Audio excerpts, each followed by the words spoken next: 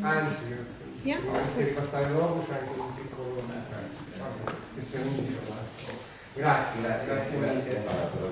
Grazie mille. I work as project manager at Fecos Umbria.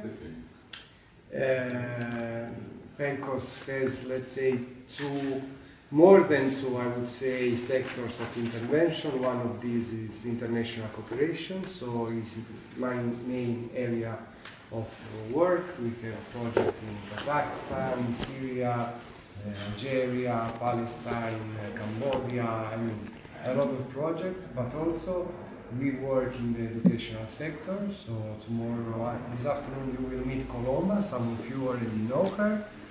And Colomba she's working in this thematic area linked to education. And sometimes I support her because we always work as a team. So with me there is also Maria Laura. She will be our coordinator with the youngsters, with the workshop with youngsters. The first one, we are still looking for the second one, and we hope that in a few days or weeks someone comes out. And nothing, guys. What about having a quick presentation? Yes, what I really wanted to suggest is to do something, an exercise. We say, how do we arrive here today? In the, what is our state, our emotion that we bring, and maybe a little bit about what are the expectations we have. But act check-in is something, let's say it's something longer than I'm fine, but shorter than a book. So we try to be concise, not to take so much time, but to put a little bit of your feelings so that the others know also how are you doing, and they might adjust. So this is also very good practice with the youth that you will work with, so that you set already the circle and you know how everyone is feeling or doing at the moment during the day. So you might want to give them a space if they don't feel very well, or give more floor to someone that's more energized than another one. So if it's fine with you, I would suggest to go into that. And who wish to start? Setting ground rules.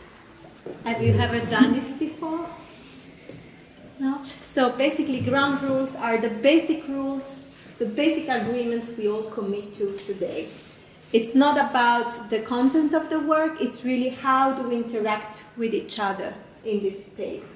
So which kind of atmospheres we want to have, and therefore what are the rules that will allow this atmosphere to take place.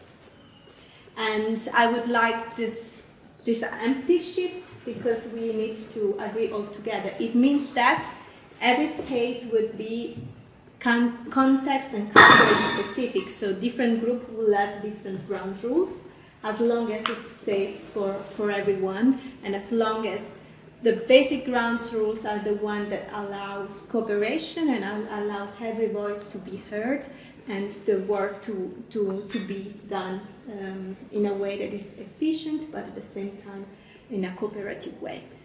So, what could be the ground rules for us? What are the basic conditions we would all need to agree upon to have a safe space to work? Any idea to start? To be involved. To be involved. So you want the person to be committed, involved. So to be involved. Is it okay? Engagement, something like that, like someone. Being engaged.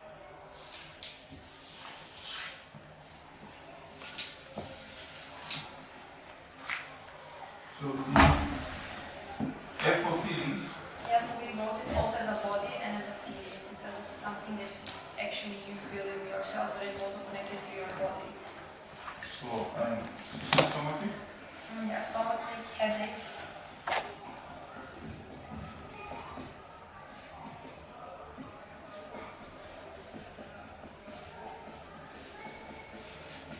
Yeah. And being tired, we also vote as a body and as a feeling. For us. Okay.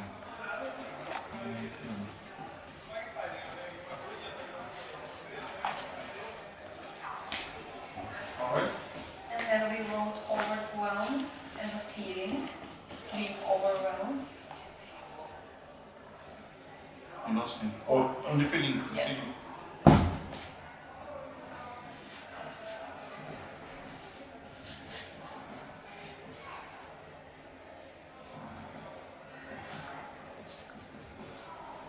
Then drawing nature as a behavior. So we'll draw.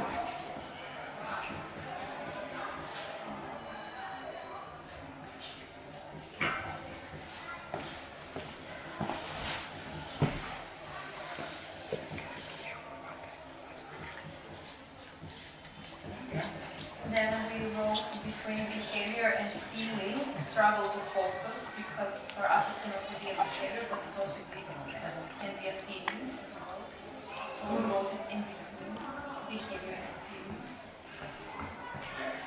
So this is not no focusing. Yeah, but it can also be a feeling. So we wrote in between behavior and feeling.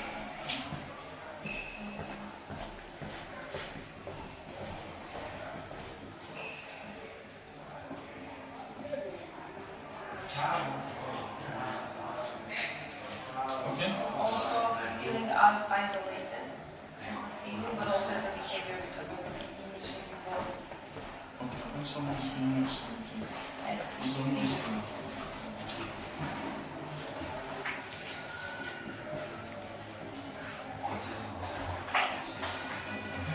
and not being understood, also in between behavior and thoughts. The feeling also. Not thoughts, in between. Not. You say not. Not being understood.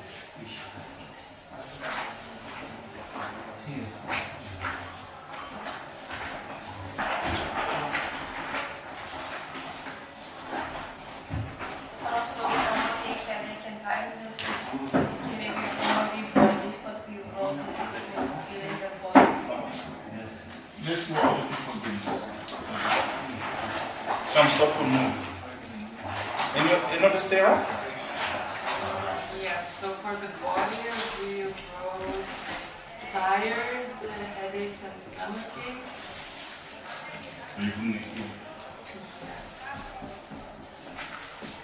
Like a physical thing.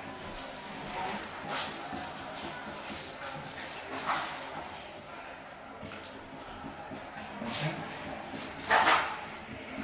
Then for the thoughts, Sarah has this, I guess, a thought and a feeling as well.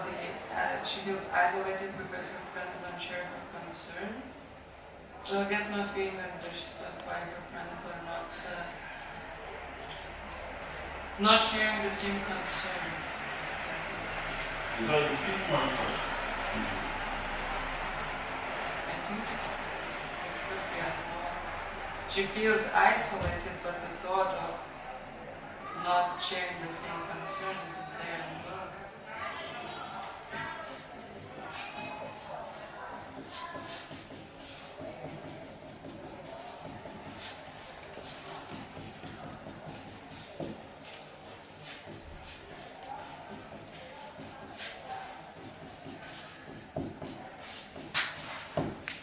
Yeah. Yeah, for the feelings, it says as well concern, worry, isolation. Okay. Okay. It's a worry, not worry. Oh, worry. Worry. Sorry.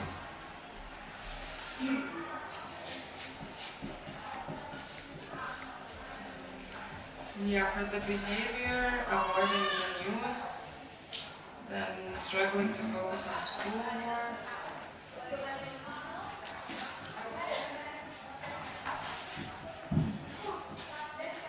Okay.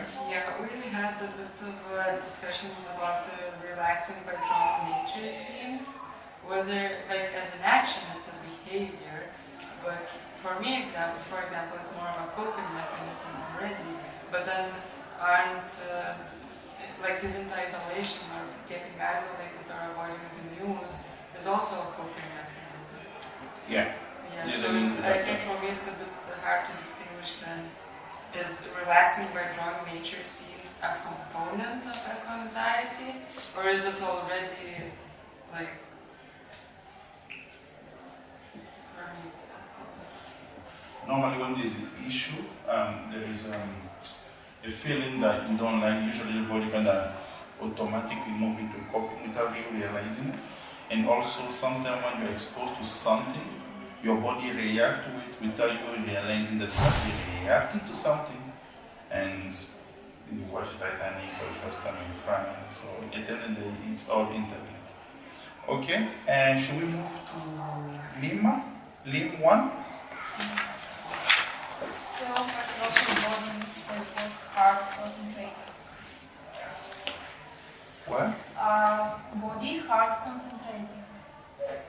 Okay. Headache, definitely.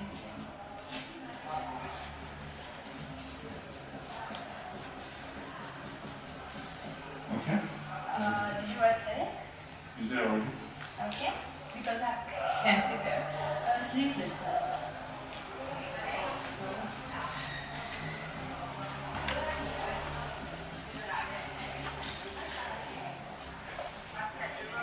So, for feelings, first hopelessness and loneliness.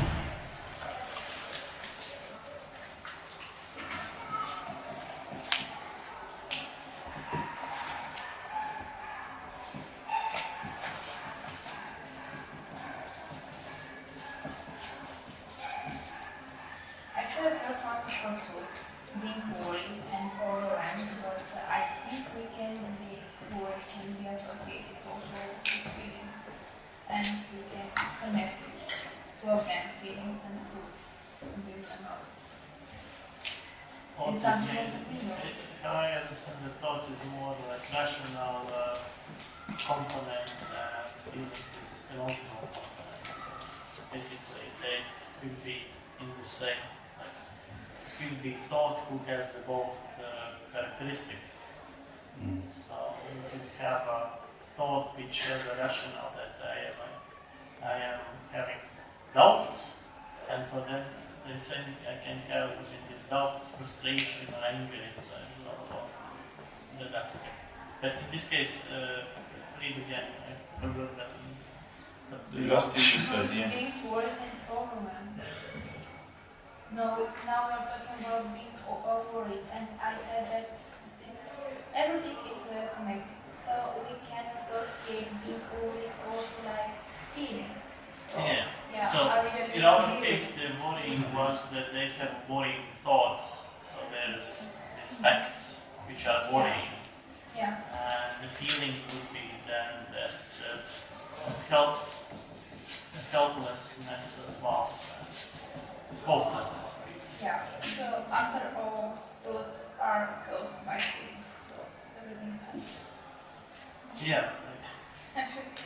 Okay. And the last one is behavior. The first is avoiding social activities, spending time alone, and playing guitar to calm down. She's already copying. Okay. Can you the first one? No, the first one you said. Avoiding social activities. Or avoiding social contact, that's what it is saying.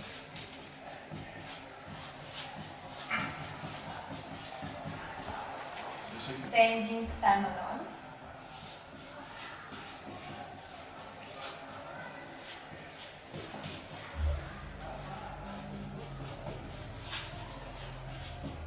And playing guitar to calm down.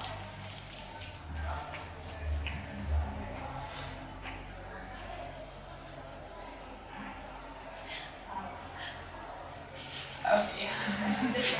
It's a ham? Yeah. Like eating disorder to cope with anxiety.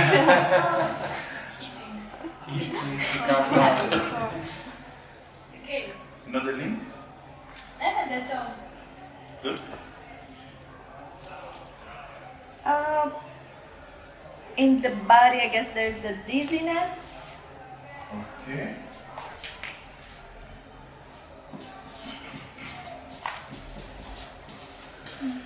Okay.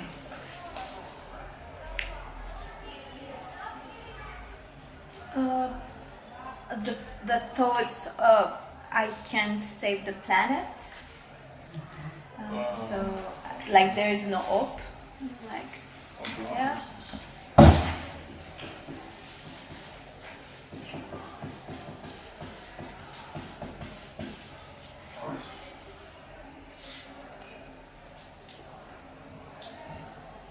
And that the feeling, I think we miss the stress and the anxiety. I think the feeling of what it was written about of being overwhelmed, I think it comes from stress. And that's it.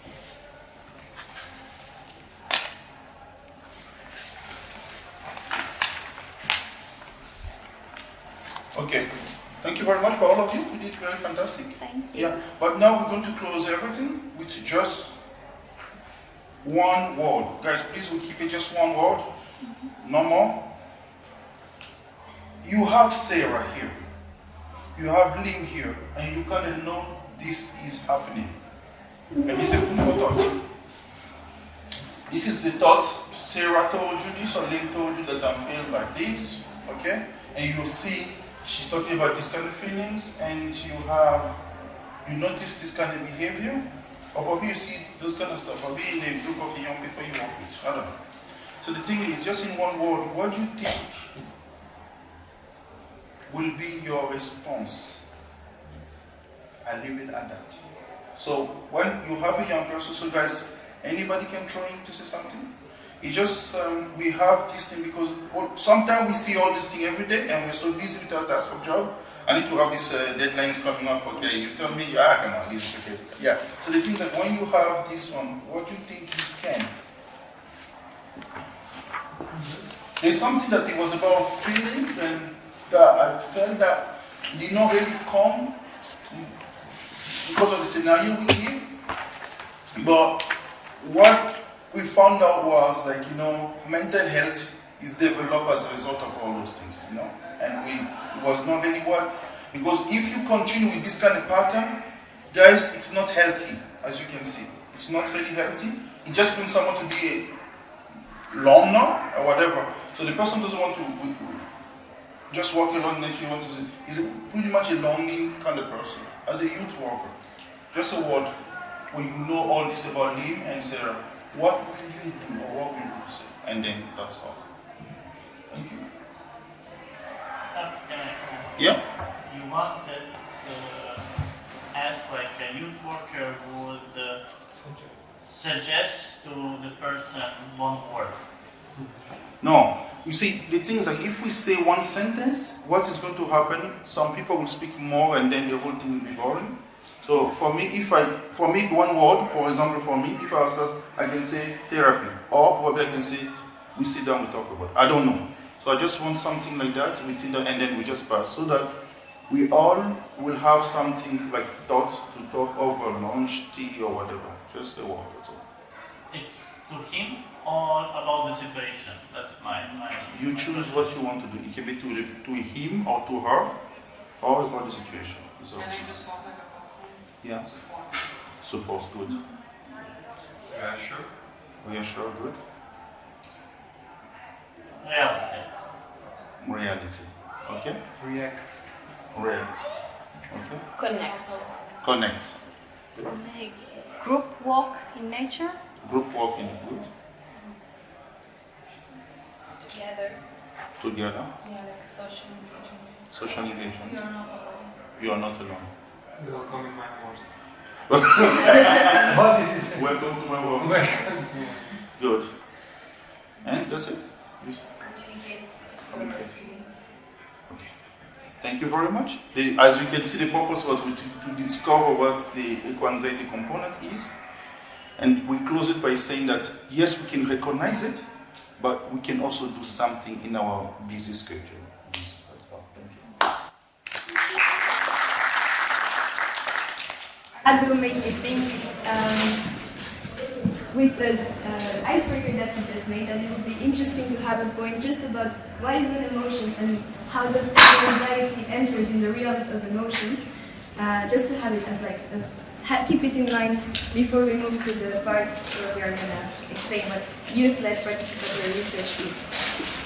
So I had a training at some point where they explain emotions in this way, and I really like it. So basically, it starts with a trigger. It starts with a trigger element. So something that happens, an event, something you see, something you hear, and then you have you confront this thing you're seeing with your own beliefs, your representations, the projections you have of life and everything. And then, according to this thing you are seeing and all your beliefs, you evaluate the situation. And then you create an interest, and then you are ready or you are willing suddenly to act on this thing, on this trigger element at the beginning. And because you're ready to act on that, you solve this trigger element or you act on it. And sometimes this action can change your initial beliefs or not, but there's always this possibility. And all this makes an emotion exist.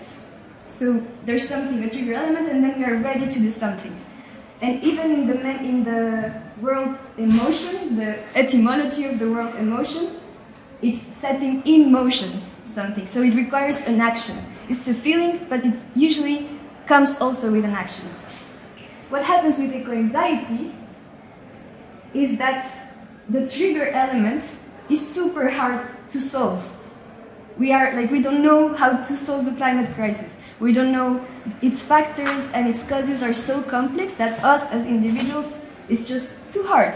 So this thing becomes very blurry and difficult. And so instead of an emotion, it becomes an anxious feeling or something, not necessarily anxiety, but just a feeling that we don't know how to deal with. And so it can become anxiety. So that was just a parenthesis because we were talking about emotions, and maybe it's just good to remember why this one is particularly difficult for certain people, because we don't know how to act on it, because we feel powerless, we feel just not enough. Which is where it's where it gets really exciting. It's where we do the research with the youth, and so just to have in mind where we are. The project, for those who are new and maybe don't really know, we were talking about eco-anxiety as a thing that is hard to deal with, and probably one hypothesis of this project is that doing research together with the people concerned could be one of the solutions possible to deal with this feeling. So what we are going to do today, we had the amazing icebreaker with Ado, which was very important to ground and talk about emotions and feelings before moving to more technical things. And now we're going to use 30 minutes to talk about the theory of youth participatory action research.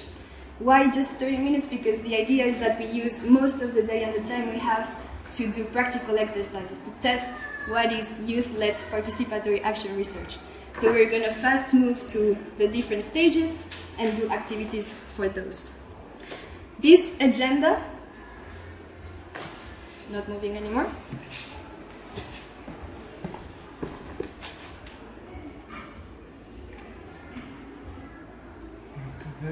That's here, exactly. It really follows, it mirrors a toolkit that's we printed for you. That we made, you're all gonna go back home with it. And this presentation really follows the flow of the toolkit so that after you can come back to the information you need, everything is in here. It's not the last version. Maybe this training we will come up with new inputs, we will change things, add things. So that's just the first version that you can have with the project, and we will hand them later. And maybe it's better just to move with what we're doing. So the first thing, according to the theory, is to define what is youth-led participatory action research. So it is, first of all, an approach. It's not a method, a research method, but really a research approach. that builds on the foundations of anti-colonial movements in the 1970s and 80s. And then the youth-led aspect of it came a bit later, with critical pedagogy movements, youth empowerment movements that were really focused on social justice and really inspired by the works of a Brazilian thinker named Paulo Freire, who wrote, among other things, The Pedagogy of the Oppressed. And so that's a bit of history. And then, what is it? It is an approach to research that challenges the traditional hierarchies in research, where there's usually a researcher that is in a position of power over the subjects that are investigated or studied. And instead of that, what EPAR does is that it considers that the people who are experiencing the problem are the true experts. And so the people who are really being affected, the most affected by an issue, should be the ones that are playing a leading role in addressing and studying this issue. So there's really for instance, the latest reports and investigations have shown that this thing we call eco-anxiety really has a bigger impact on a certain sector of the population, which is young people, between 15 and 24 years old. So this is the people who should really be trying to understand what it is, how it impacts their daily lives, and that's what this project came about, basically. So that's the first element, characteristic of EPAR, that is non-hierarchical and that starts from the people concerned. Then there's two other characteristics, and is that as a research approach, EPAR aims at being transformative, action-oriented, rather than just informative. So instead of just gathering data, collecting data, we really try to drive meaningful change. It can be social change, it can be political change, it can be environmental change, all this together, but really to drive meaningful change. So there's really a shift of focus. We don't create knowledge for knowledge's sake, just to build on like other theories that have been created for different reasons, but really to empower people and bring transformation, to use this knowledge for that, for emancipation. So that being said, it follows that this approach has to be really open to the unknown. So we can come with a problem and start with a hypothesis and maybe imagine some actions, but as we go, these things can also be transformed because we can observe new patterns, we can come up with new ideas, and we work with people that also maybe are gonna challenge our own perspectives of the world. So we call these participatory action research cycles, and it's really like this attitude towards being open to change in research and not having a fixed idea about things, coming with a theory and trying just to prove it by extracting information. This is a table that you can take a look at in your own time, but basically it compares the traditional research paradigm and the participatory action research paradigm. And what it's important just to keep in mind is this really empowering nature of EPAR compared to traditional research. So if we read just a couple of them, we have in traditional research an emphasis on learning about the research subjects, and in participatory action research, there's an emphasis on learning also from the research subjects. And there's things like that for all the two categories. Maybe I think it's interesting To look? go through them. Would you mind? I'm curious. Okay. It's for a specific,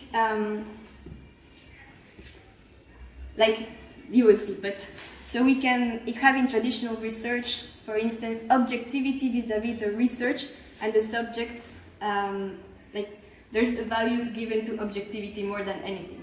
That's really opposed to in research, where we say like we can observe a phenomenon with objectivity and extract truths from this phenomenon.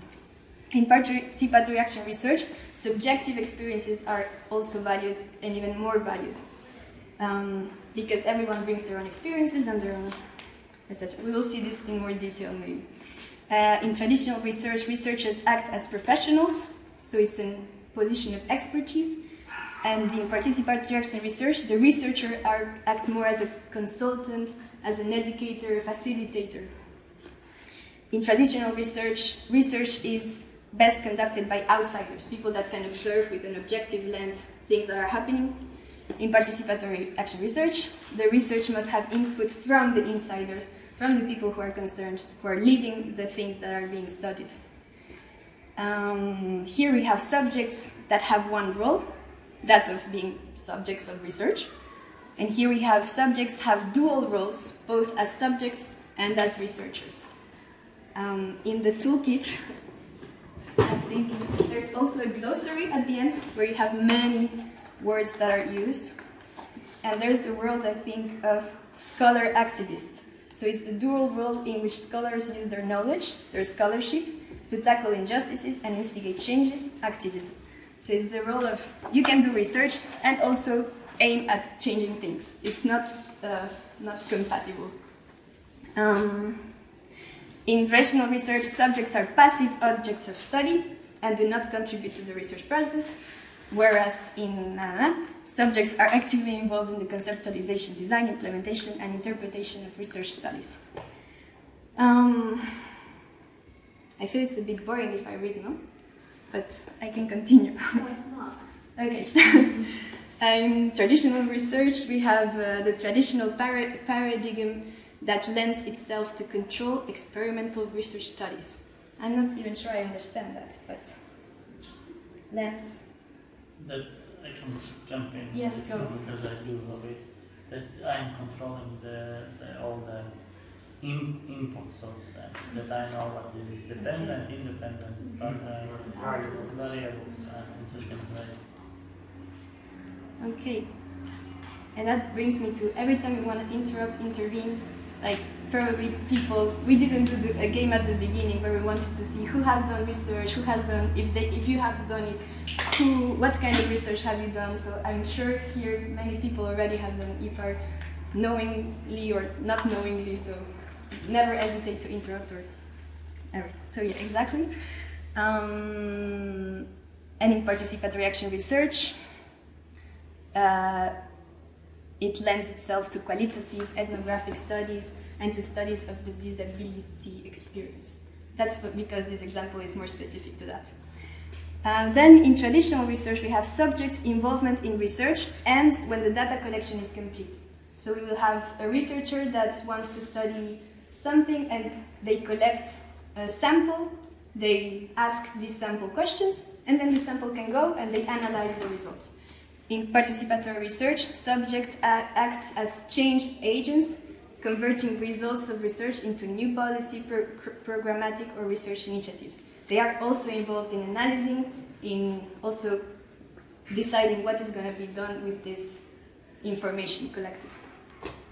And the last one is that the research agenda is shaped by professional and socio-political forces. So what questions are important to answer? What are the problems that drive our society? What are the researches that are more urgent? All this is usually not decided by the people who are really having now, like today, needs. So that's participatory action research focus to say like there's already needs that populations have and they should build the agendas of research more than just professionals or experts. Can I jump in? Yes. I just want to share that in my personal experience, like this shift of paradigm is really key. And one of the reasons, for instance, I left academia was that I felt I couldn't find my place because the notion you were saying about scholar activists, for instance, was absolutely not recognized, acknowledged. So I think this is also another thing that we need to consider, that this is something that it starts to be done, but it's quite new, and in many fields could be quite controversial or not considered as we are not doing something that is scientific, that is accurate, etc. So, for instance, I feel completely disconnected from my work, and I know many people in academia feel like that. There is this famous metaphor of the ivory tower, where all academics are, and then to look at the society from above. And I think it's very, very much present. So using WIPAR, it's really a way of legitimize the connection, between the research and the society. And personally, if I could have done, for instance, research with this approach back then, probably, I would have been much more legitimized. Back then, I didn't have this framework, so I was struggling with variable and hypotheses that I was, were not really making sense to me. So, just wanted to give this.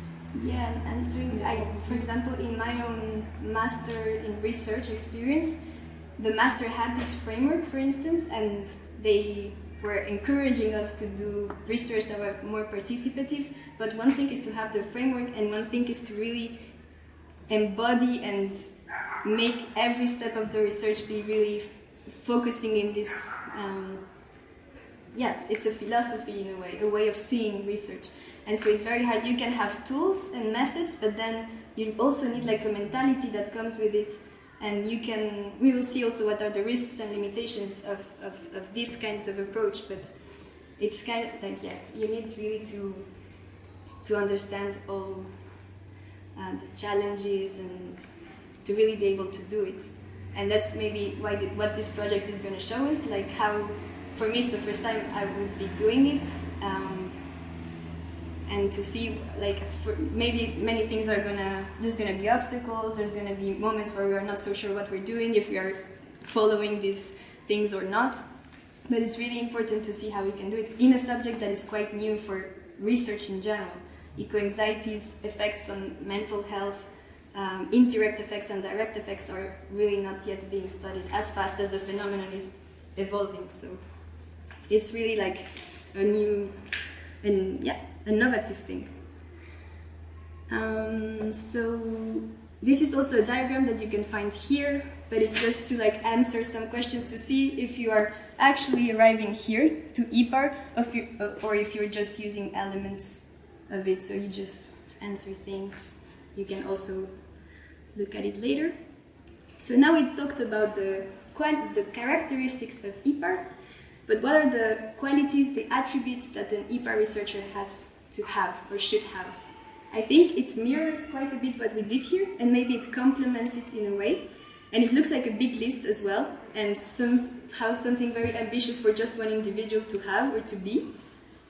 But maybe it would be nice also if we read them out loud together, to hear them and know what a research team using IPAR could really keep in mind the whole time in the process.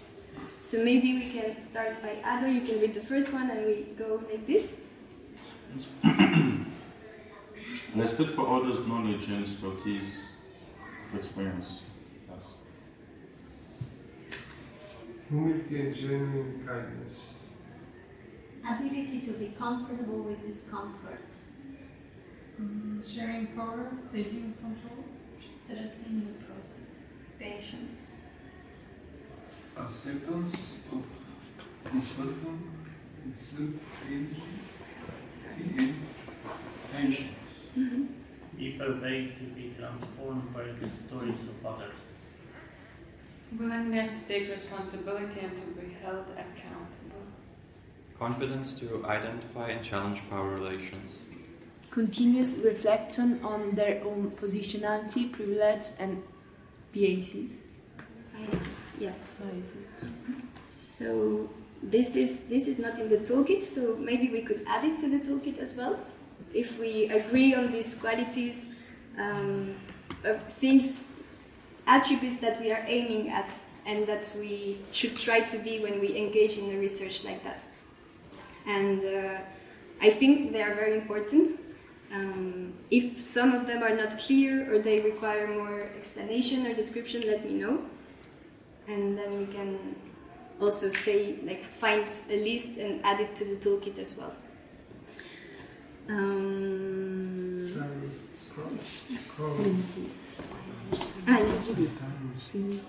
think the good news is that it can't match the ground rules, but one thing that is definitely missing there is the notion of power, and I think that's something that it's fundamental in YPAR, and we would need to add, but following we will see how power dynamics and inequalities plays. Exactly. We were talking about the inclusion, but not really mentioning I think the notion of inequalities within the group. Yeah. Just in terms of results that can be gotten from using the YPAR, can it be scientific or young people friendly? I'm just trying to. It depends really what you mean by scientific. If by scientific you mean. But when someone just uses a mixed methodology of quantitative, qualitative, and is it still some? Do you get what I'm trying to say? Yeah, I think for certain, we will see it in the risks and limitations as well, that there's criticism of the methodological rigor of IPAR, and some traditional researchers will say that it doesn't have the same rigor as traditional research, that can be quantitative or statistical, that gives numbers and graphs and things, which is not a thing that IPAR cannot do. You can also do surveys, you can also do, we will see all the methods that you can use. You could come out also with a graph, but it's the process that somehow for the research, the university realm, is hard to grasp, because it doesn't follow all these steps, it doesn't follow objectivity, which is a rule that is super important in research. And here we are saying, no, there's subjectivity also is a valuable research tool. And there's still many scholars today that do value this qualitative and transformative aspect of IPAR. But it's a very good discussion to have, what do we consider science or knowledge, and what are the methods we consider are the only ones we can really follow, or that can really give us truths about the world. But it's a very good question. There's many limitations and risks, because this it might seem like this is a very great tool, we should try to implement it and use it and reproduce it whenever and wherever possible. And I think that's where we are aiming at, because it does answer to many problems we have right now in the world of research, and this really clear division between academia and the world, or the daily problems of populations. But still it comes with its own sets of limitations and risks. They are also in page 20 of the toolkit, but we can have a description of them. So there's co-option and tokenism. So that basically means there can be powerful entities that attempt at co-opting a youth-led participatory research to further their own agendas. So they can just use youth participation as a token without genuine change. So for instance, I'm a politician and I want to implement this policy. And just to justify that I want to implement this policy, I just call youth in my community, I ask them questions, and then I say oh, this policy is supported by youth, even though this policy doesn't answer to their needs at all. But then I just say, they participated, I have their voices, and it's okay. Then there's romanticization of participation. So that's when we over-idealize participation as if it was something inherently egalitarian. So just involving persons in a research doesn't automatically mean that you are breaking down power structures. And now quite often, because we're really talking about participation as this magical world, there's many participatory methods that do not challenge existing inequalities, that are very superficial at the end. So this is also a risk. There's the risk of power inequalities and accessibility. That's a risk that is basically everywhere in all kinds of research. Participants do not have the same access to resources, and certain approaches, including IPAR, can even amplify these disparities. And so it's really critical to be inclusive, but to also understand what inclusivity means. And many often it means very concrete actions, like bringing contribution, financial contribution to participants so that they really can access this space of exchange. It can mean accommodating disabilities, it can mean coming up with really engaging methods that answer to the needs of the community, and so to make them appealing to them, to say like this is really important. Then there's the lack of control and unpredictability. So we saw that with the cycles that there's a great deal of unpredictability in IPAR, and so that you have to be open to the unknown, because your initial plan can completely shift unexpectedly. And so this can be a strength because it requires to build flexibility, but it can be a limitation because your plan can just be disrupted and you're like, okay. Criticism of methodological rigor, that's Adam raised. And then participant attrition and conflict.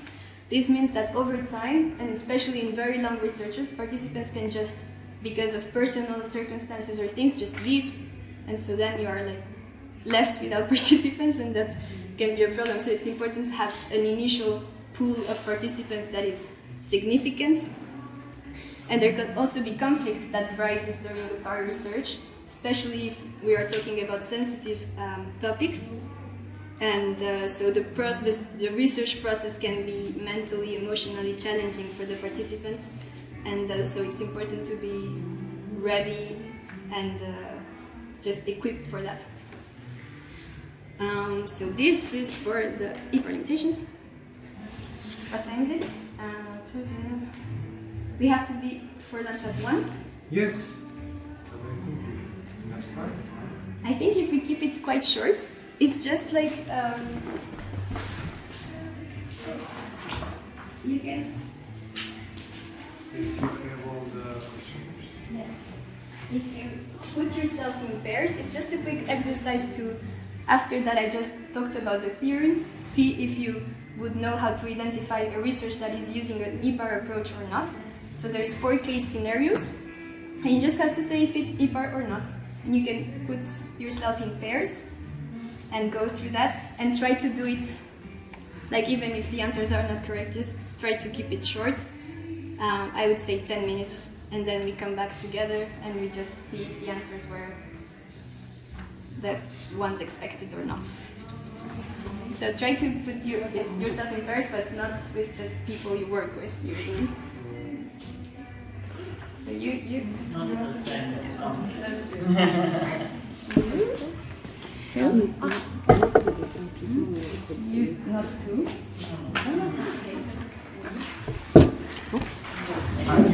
Young people participate as respondents, so they were just It's a sample. yeah. So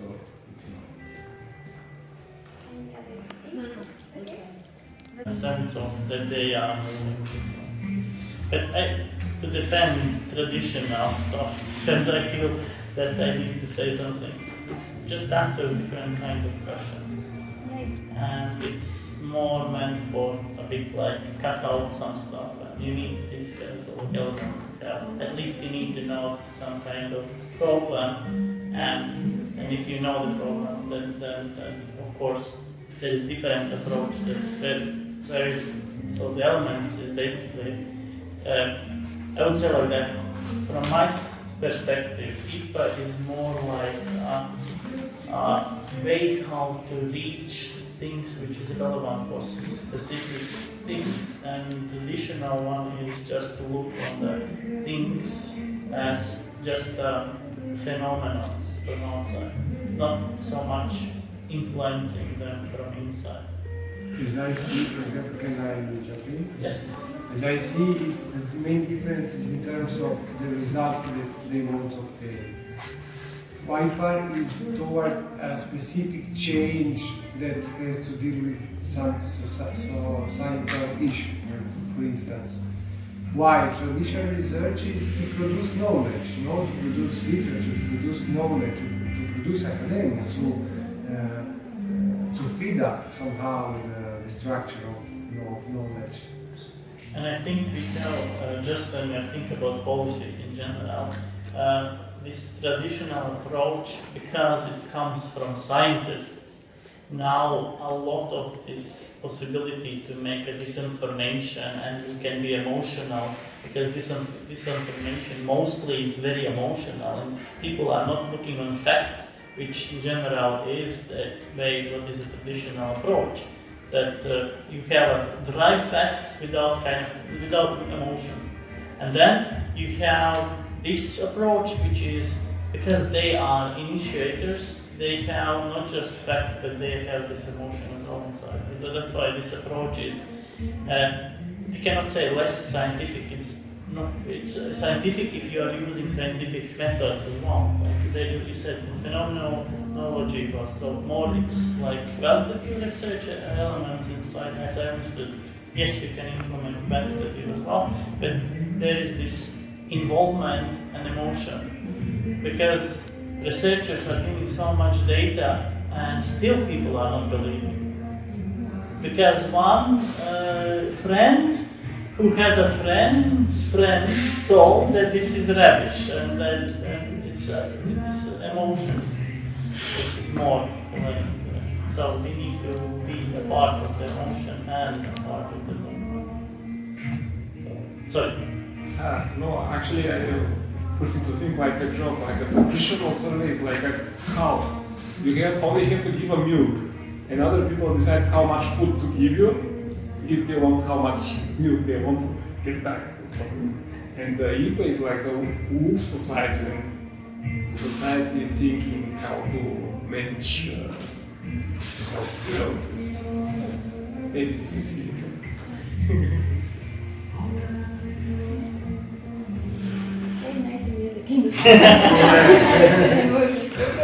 Real world, when we want to do research, how do we do it? So we said that IPAR is an approach. It's not it's not a method, but an approach. And even though it's not a linear one, like you can see here, there's still stages that are somehow followed by most research that use IPAR. So there is identifying the research problem. Then there's collecting the data using the best and feasible techniques, analyzing the data, disseminating the results, and developing proposals for social change. And then there's one that is not here, that is evaluating all this process, seeing what went well, what went wrong, what can be improved.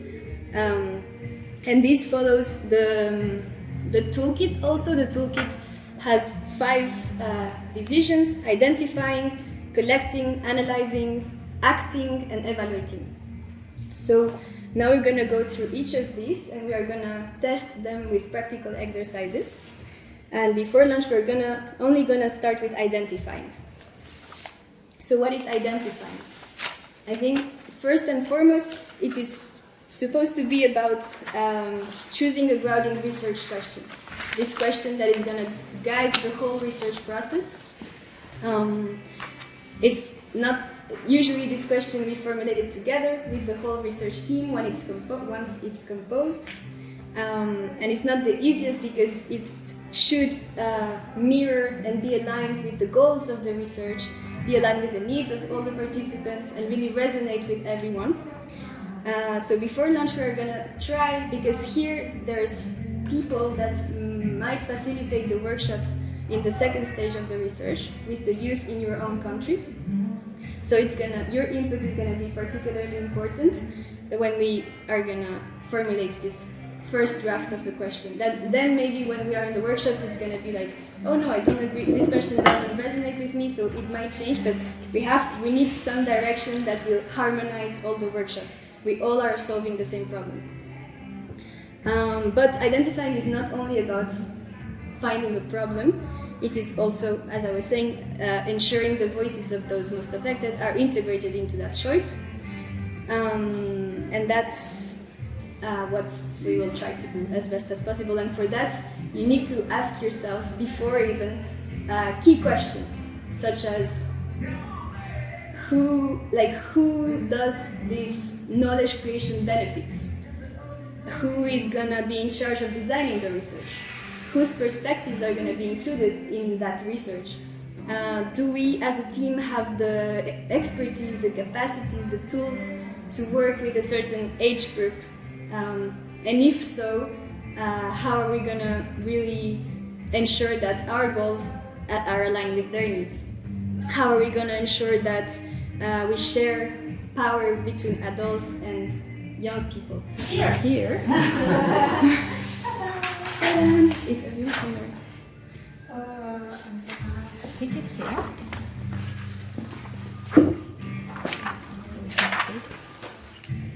But I would say that this might be a first limitation of our research, the fact that we have a general objective that has not been decided by youth.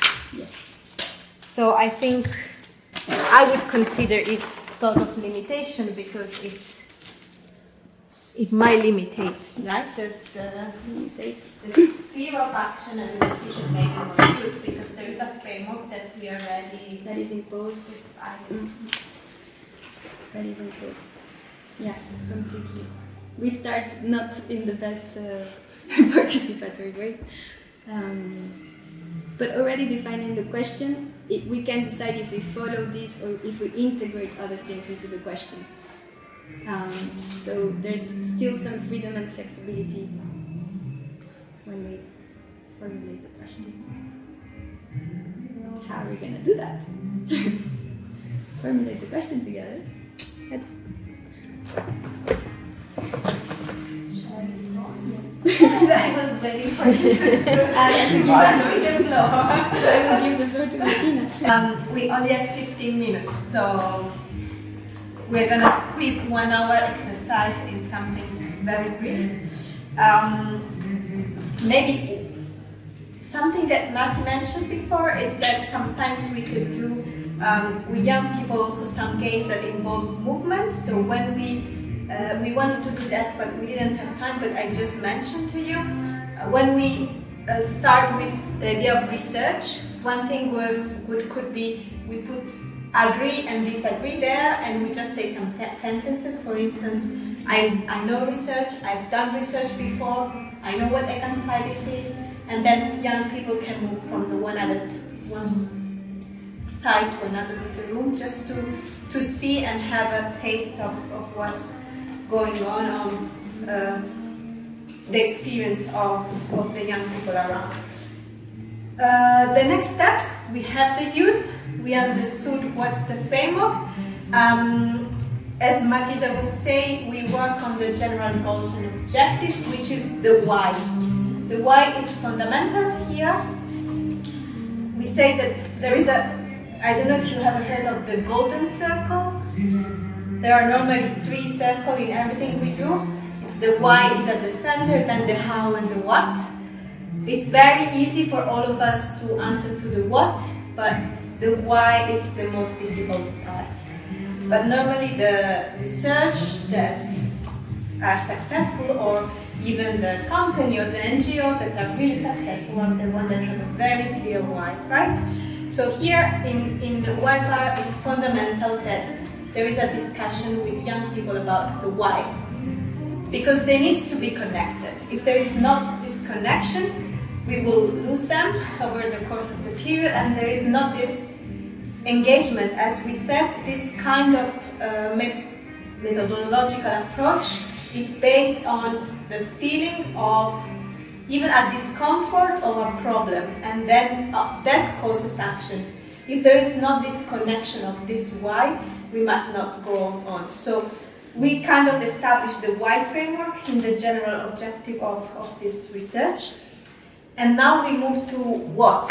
Okay, so we know why we are going to do this, because we know that we are experiencing the issue of anxiety in the world, and we want to know more about that.